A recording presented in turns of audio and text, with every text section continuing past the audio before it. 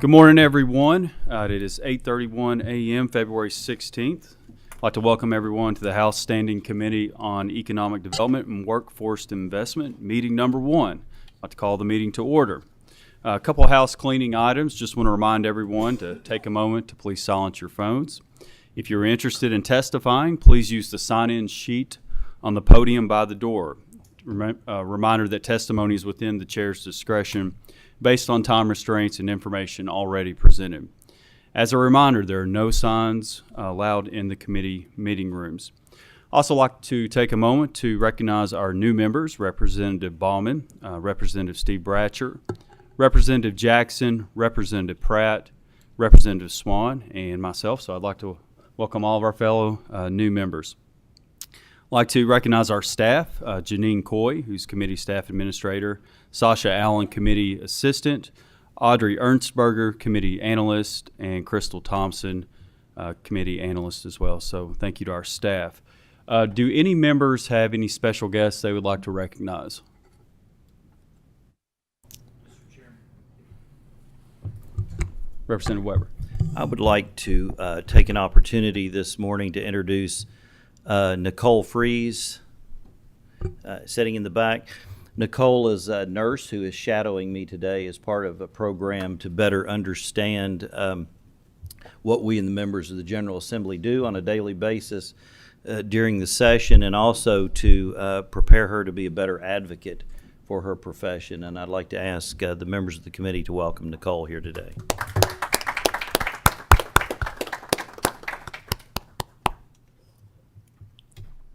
Reminder, if any member has a question or comment, please signal to Janine or Sasha. And with that, Sasha, please call the roll. Representative Baker. Representative Bauman. Present. Representative Bratcher. Here. Representative Callaway. Representative Elliott. Here. Representative Gentry. Here. Representative Hart. Here. Representative Huff. Here. Representative Jackson. Present. Representative King. Present. Representative Kulkarni. Representative Lawrence. Present. Representative Lockett. Here. Representative Pratt. Here. Representative Sharp. Present. Representative Swan. Here. Representative Tackett Lafferty. Representative Truitt. Vice Chair Branscombe. Here. Chair Weber. Here. We do have a quorum and are duly constituted to do business. Our first bill for consideration today is House Bill 146, an act relating to unemployment insurance. Sponsor is our chairman, Representative Russell Weber. And Mr. Chairman, if you can make your way to the table.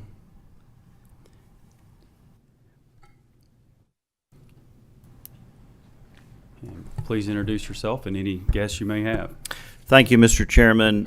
State Representative Russell Weber, 26th House District. Thank you, sir. You may proceed. I do see that we do have a committee substitute for this bill. If we could get the sub up before the committee. We have a motion, Representative King, second, Representative Pratt. Any discussion? All in favor say aye. Aye. Any opposed? House Committee Substitute 1 to House Bill 146 is adopted. You may proceed. Thank you, Mr. Chairman, members of the committee. We have before us today House Bill 146, which is going to provide some changes to House Bill 4 that we passed in the 2022 session. This really does not change the overall intent of House Bill 4, which was to promote rapid reemployment and maintain or build the trust fund sustainability that we've had an issue with over the last number of years. As is common practice with a major piece of legislation that is passed, the Kentucky Department of Labor, Education and Labor Cabinet would communicate with the U.S. Department of Labor on the legislation that was passed to make sure that everything that we did fell into conformity because of the strong ties that the unemployment system has with the federal government. The U.S. Department of Labor did come back with some technical recommendations that they wanted us to implement. It was a letter that was received from them indicating that we were to correct those and make those changes in the next legislative session coming forward. And we're doing that today in the 2023 session.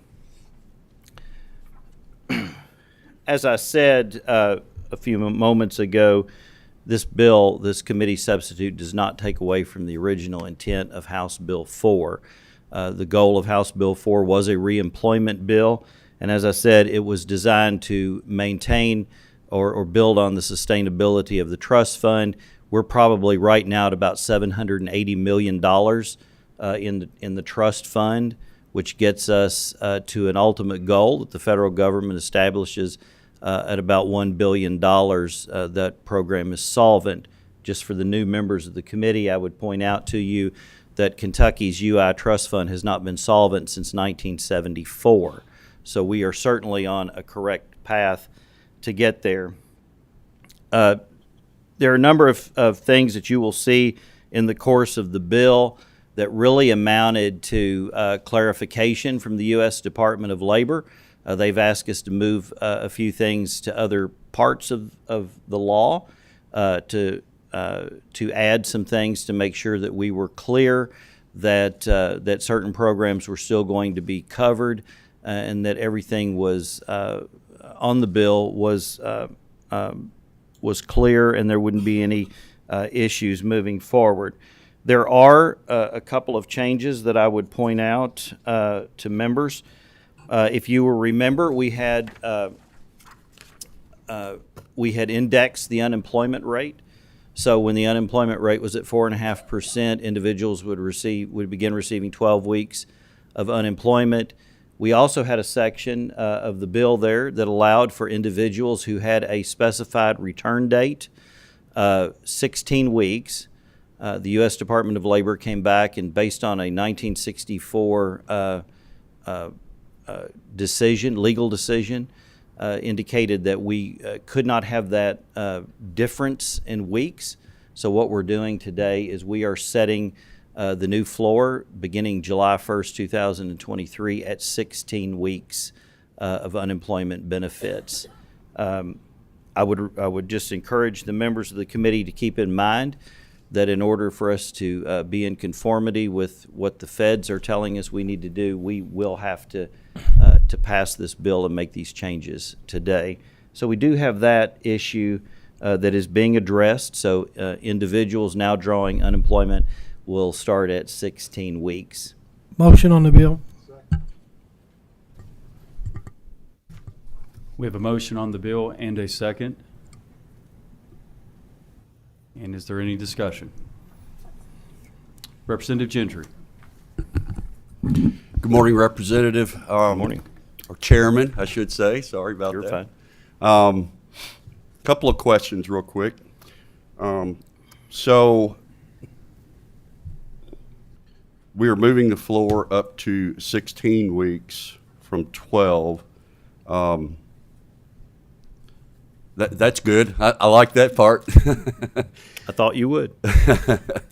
I guess my question is, I know it's been a very short window here since this bill has been enacted. I guess January 1st, is that correct? That is correct, January 1st of this year. Have we seen anything yet? I know it's a very short window, but have we seen any differences at all yet? Or has that been communicated with you by the cabinet?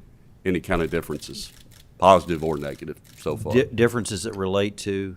Well, first of all, the whole intent here, as you stated, is to get people back to work quicker. And like I said, I know this is a very short window, but are we seeing anything from, say, people that have filed and are going back to work right away? And is there any kind of connection there? Is there anybody being thrown off because of the, if I believe we had a work requirement search, right, on so many work requirement searches per week? We did have work search requirements. Okay. So have we seen any kind of difference in any of those two areas?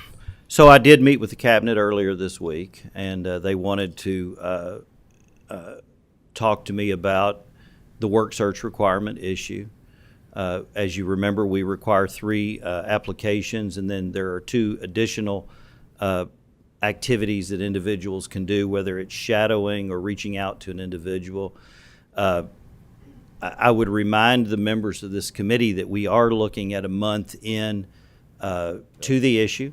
There was some indication from the cabinet, nothing official, that there were some individuals that may have struggled a little bit with the initial requirement.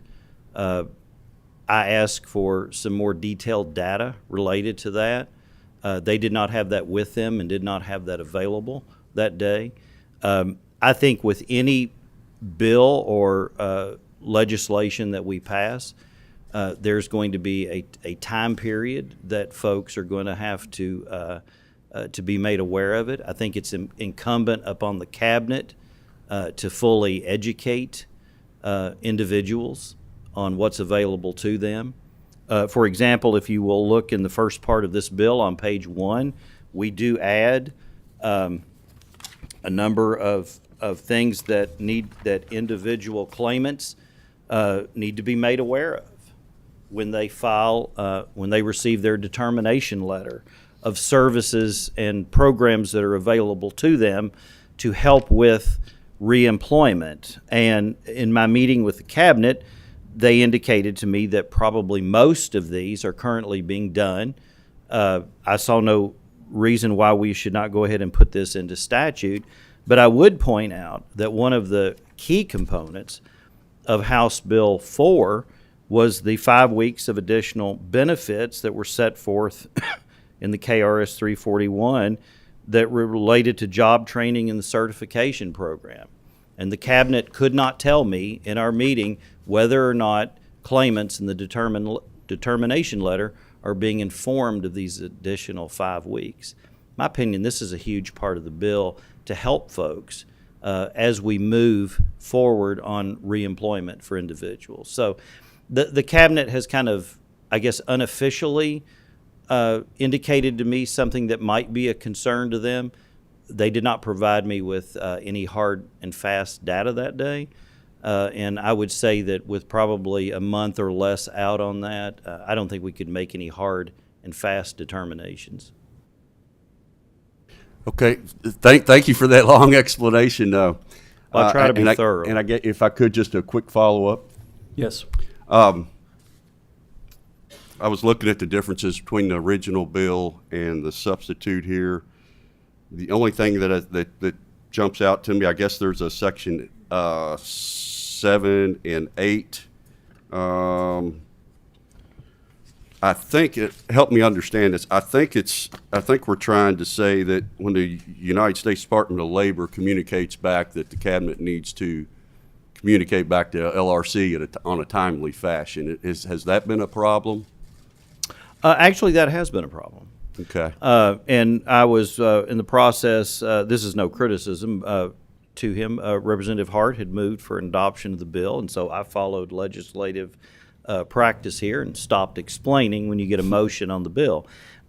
So I will explain that here. Yes, we're going to require the Department of Labor to notify the General Assembly, Legislative Research Commission, of any communication from the U.S. Department of Labor that relates to bills passed in this session. And I will be very happy to explain to the members of this committee why this portion is included and why it is necessary. There was communication between the Education and Labor Cabinet dating back to the 2022 session when House Bill 4 was being debated. I was not made aware of that communication or that there were any concerns or issues with House Bill 4 actually until January 3rd of this year. So we had basically, when that communication began, letters that I have dating to March of 2023 through January 3rd of March of 2022 through January of 2023. I was not made aware that there were any issues that needed to be addressed. As far as I'm concerned, that with the number of months going by with an issue that could have a great effect on the Commonwealth and our program, we should have been made aware of that in the legislature. And so we are implementing and including language in this bill that will now clarify that problem, and it won't be an issue going forward.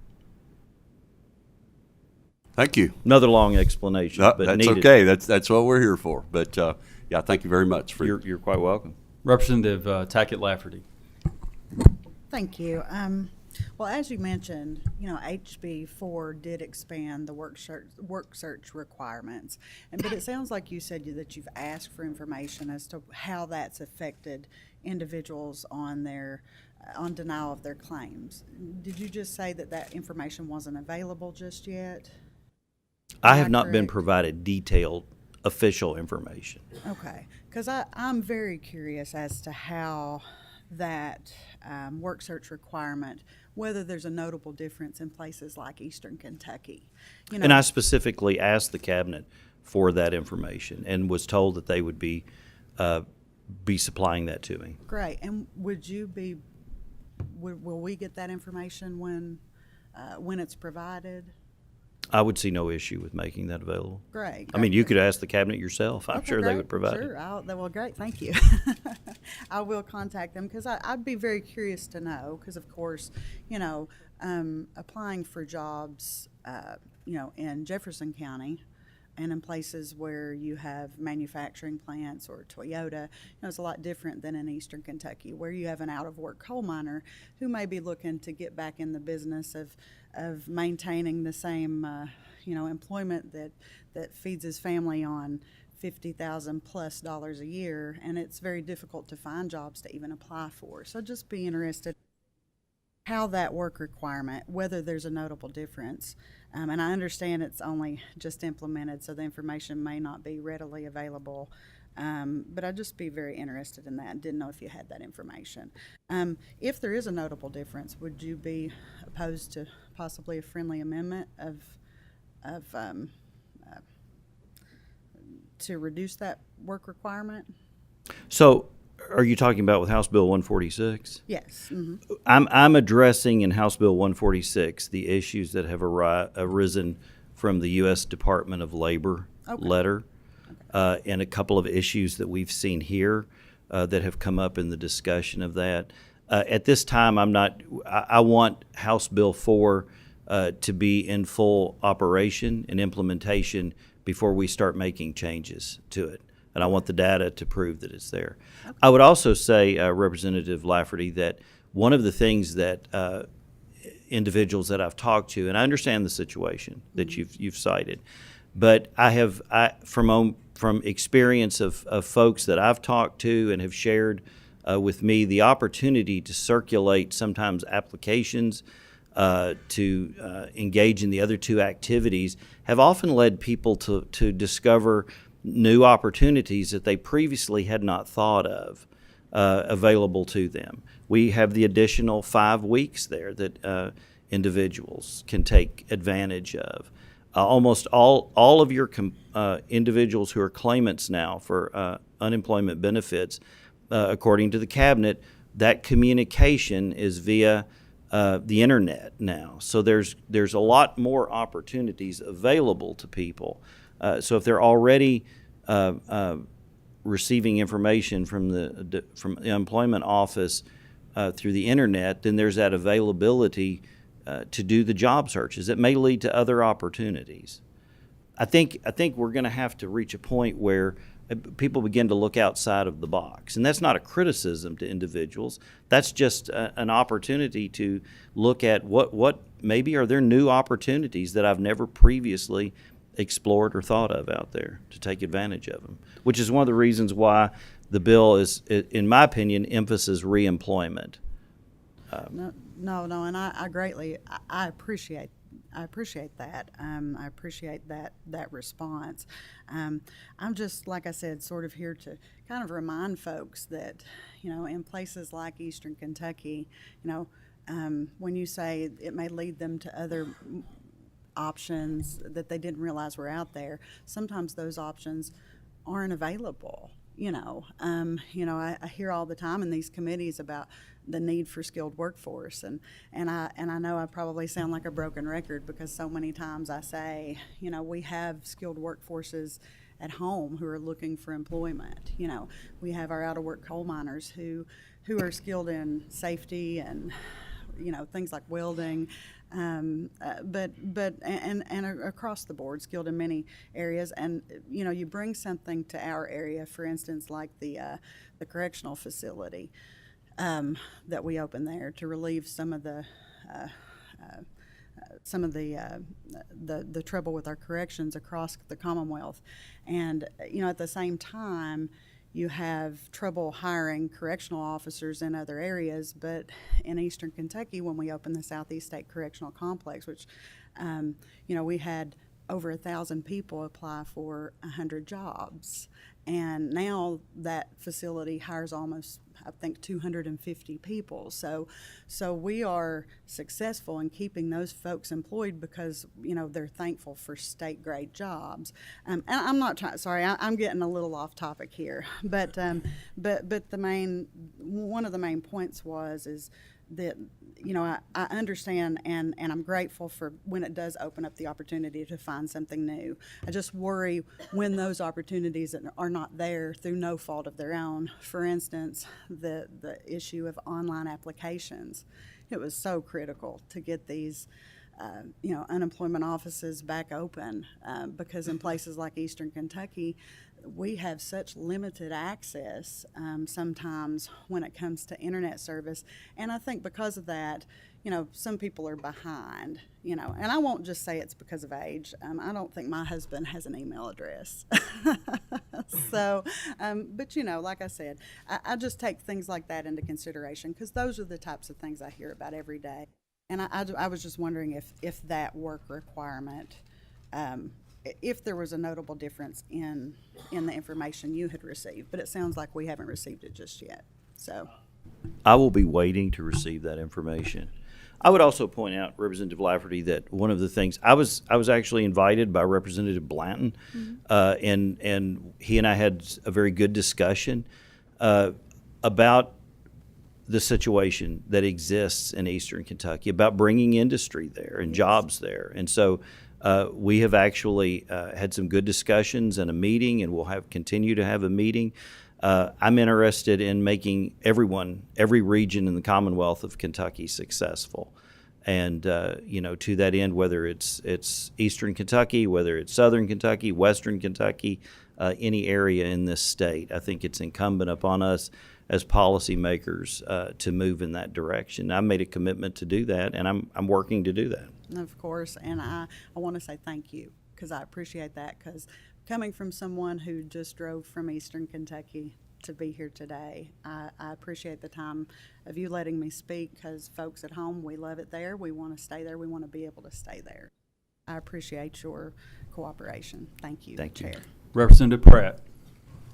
Thank you, Chairman Weber, for such a great bill, House Bill 4, and also the follow-up of 146. I approach this as a small business owner, which I am. You know, talk about UI, you mentioned that we're at 780 million. I'd like to see us at $1 billion. Something people may not realize on this committee, at one point in time, our UI system was defunct, and we actually had to borrow money and pay interest back to the federal government to keep our UI system going. That's how bad it got at one point in time. Also, you know, you talk about getting people back in workforce. We got to take a hard look at Kentucky and workforce participation. We're at 56.1%, 48th in the nation. That means we're getting very close for everyone who is working or someone not working. That's unacceptable. But I will tell you also, as a small business owner, your House Bill 4 is working, because my office staff is telling me right after January 1st, our phones started ringing, people saying, "Are you hiring?" Our answer would be yes, and we'd get a dial tone. So they are actually out looking. I'm just not too sure how. Again, I want to be successful, but we are getting more phone calls. Unfortunately, they hang up when we tell them we are hiring. So thank you, sir. Okay, we have a motion and a second on House Bill 146 as amended by committee substitute. Any further discussion? Seeing none, please call the roll. Representative Baker? Representative Bauman? Yes. Representative Branscombe? Yes. Representative Bratcher? Yes. Representative Callaway? Representative Elliott? Aye. Representative Gentry? Explain my vote briefly, please. Although I was vehemently opposed to House Bill 4 last year, I think because I thought it was not taking us in the right direction in a couple clauses as it relates to workers. But the change, these are changes to that bill, and these changes are favorable. So I'm a yes today on this particular bill. Thank you. Representative Hart, Yes. Representative Huff, Yes. Representative Jackson, Yes. Representative King, Yes, ma'am. Representative Kulkarni, Representative Lawrence, Yes. Representative Lockett, Yes. Representative Pratt, Yes. Representative Sharp, Yes. Representative Flan, Yes. Representative Tackett Lafferty, Yes. Representative Truitt, Yes. Chairman Weber. Yes.